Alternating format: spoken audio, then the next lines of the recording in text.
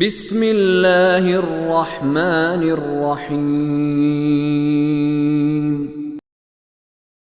یا ایہا الذین آمنوا کتب علیکم القصاص فی القتل الحر بالحر والعبد بالعبد والانثى بالانثى فمن عفی له من اخیہ شیء فاتباع بالمعروف واداء الیہ بإحسان ذلك تخفیف من ربکم ورحمہ فمن اعتدى بعد ذلك فله عذاب أليم ولكم في القصاص حياة يا أولي الألباب لعلكم تتقون كتب عليكم إذا حضر أحدكم الموت إن ترك خيرا الوصية للوالدين والأقربين بالمعروف حقا على المتقين فمن بدله بعدما سمعه فإنما إثمه على الذين يبدلونه ان اللہ سمیع علیم یا ایہا الذین آمنوا کتب علیکم القصاص. یہ صفحہ بس میں جلدی سے تمام کرتا ہوں، اس کی زیادہ وضاحت کی ضرورت نہیں ہے.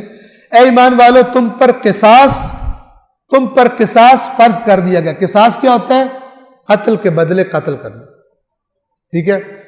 بعض تحریکیں دنیا میں وہ چلتی ہیں جو ایسے لگتا ہے شیطان نے بیٹھ کر ڈکٹیٹ کروائیں، پیورلی اللہ کے کسی صریح حکم کے خلاف. ٹھیک ہے. ابھی یہاں پر مثلا دہشت گردی کے مسائل تھے، کئی کنفرم دہشت گرد جو تھے وہ جیلوں میں تھے، حکومت ان کو پھانسی نہیں دے رہی. کیوں؟ آقا ناراض ہو جائیں گے. جنہوں نے کہا ہے کہ سزائے موت ختم کرو، آقا ناراض ہو جائیں گے. آقا ناراض ہو جائیں گے، فنڈز بند کر دیں گے. جو آقا ہے، آقا وہ ہے جس کی بات مانی جا رہی ہے. آقا وہ ہے، یہ نہیں ہے کہ آقا ہمارا مدنی آقا ہے، بات ہم نے امریکی آقا کی مانی. یہ نہیں، آقا وہی ہے جس کی بات مانی جا رہی ہے. اگر اللہ کا ڈر ہے تو پھر جس کا زیادہ ڈر ہے اس کے عذاب سے ڈرو. نہیں، امریکہ کا عذاب زیادہ سخت ہے. وہ تو بم چلائے گا، مٹا کے رکھ دے گا. اللہ نے کیا کر، اس کا بم تو تمہیں ایک دن میں ختم کر دے گا نا. تو اللہ کا عذاب تو 1000 بار بھی مرو گے دوبارہ زندہ ہو جاؤ. اس کی بات پہ یقین نہیں ہے تمہیں. ایمان کی کرنا. یہ سری حکم قرآن کا قصاص کا کہ جو جان بوجھ کر قتل کرتا ہے. اے ایمان والو، تم پر مقتولین کے بارے میں قصاص کا حکم لکھ دیا گیا ہے. آزاد کے بدلے آزاد، غلام کے بدلے غلام، عورت کے بدلے عورت. ہاں، اگر مقتول کے بھائی کی طرف سے، یہ بھی سمجھ لیں کہ اس کا ایک بیک گراؤنڈ ہے. ایک قتل ہوا تھا اور قتل کرنے والا جو تھا وہ غلام تھا، اور یہ جو مطالبہ کر رہے تھے، کہہ رہے تم نے ہمارا غلام مارا، ہم تمہارا آزاد بندہ ماریں گے. تو اس تناظر میں یہ بات کی گئی کہ بیلنس رکھنا ہے، اور کہا گیا آزاد کے بدلے آزاد، غلام کے بدلے غلام، اور عورت کے بدلے عورت. یعنی کوئی یہ نہ کرے کہ جو برابری بنتی ہے اس سے زیادہ کا مطالبہ کرے. اور باقی یہ فقہی مسائل اس کے بہت طولانی ہے، ابھی ہمارے پاس اس کو ڈسکس کرنے کا ظاہر بات ہے کہ اس میں وقت نہیں ہے. فمن عفی لہ من اخیہ شیء. اب دیکھیں اللہ فرماتا ہے کہ اگر، الفاظ دیکھیں قرآن کتنے پیارے ہیں. جن کا قتل ہوا وہ بھائی تھوڑی ہوتے ہیں، مقتول، قتل کرنے والا اور مقتول کے وارثین. لیکن اللہ لفظ ایسا استعمال کر رہا ہے جس میں ایک پیغام ہے کہ جس کو اپنے بھائی کی طرف سے کچھ معاف کر دیا جائے. یعنی مقتول کے وارث کہیں اپنی مرضی سے کہ ہم تمہیں قتل نہیں کرتے، پھر کیا ہوتا ہے؟ دیت ہوتی ہے. اس کو اللہ کہہ رہا ہے جس کو اپنے بھائی کی طرف سے کچھ معاف کر دیا جائے.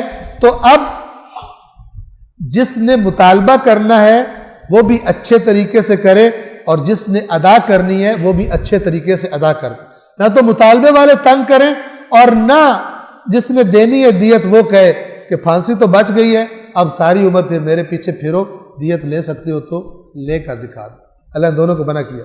اگر وہ تمہیں معاف کر رہے ہیں، اب تمہارا حق بنتا ہے اچھے طریقے سے تم ادا کرو، اور ان کا فرض ہے کہ اچھے طریقے سے مطالبہ کریں. یہ تمہارے رب کی طرف سے تخفیف ہے. وہی تخفیف یعنی کنسیشن ہے اور رحمت ہے. تو جو اس کے بعد اس حد سے تجاوز کرے گا اس کے لیے دردناک عذاب. ان کے لیے بھی دردناک عذاب ہے کہ جو سزائے موت کو ختم کرے. صرف اس کے لیے نہیں ہے. اللہ کہہ رہے تمہارے لیے قصاص میں نے لکھ دیا ہے. آج کوئی آ کر کہے امریکہ نے ڈیمانڈ کی ہے کہ روزہ ختم کرو، خبردار روزے رکھے تو ورنہ ہم ایڈ نہیں دیں گے.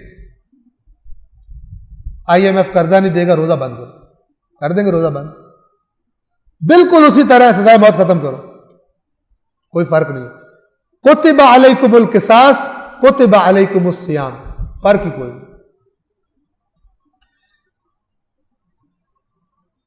اس کے بعد جو حد سے تجاوز کرے گا اس کے لیے دردناک عذاب ہے۔ وَلَكُمْ فِي الْقِصَاصِ حَيَاتٌ، اور میں تمہیں بتا دوں قصاص میں تمہارے لیے زندگی کا راز ہے، تاکہ پتہ چلے کہ اگر میں قتل کروں گا تو مجھے بھی لٹکا دیں گے، میں بچوں گا نہیں، تو یہ چیز رکاوٹ کا سبب بن جائے گی۔ اور اے عقل والو تمہارے لیے قصاص میں زندگی ہے۔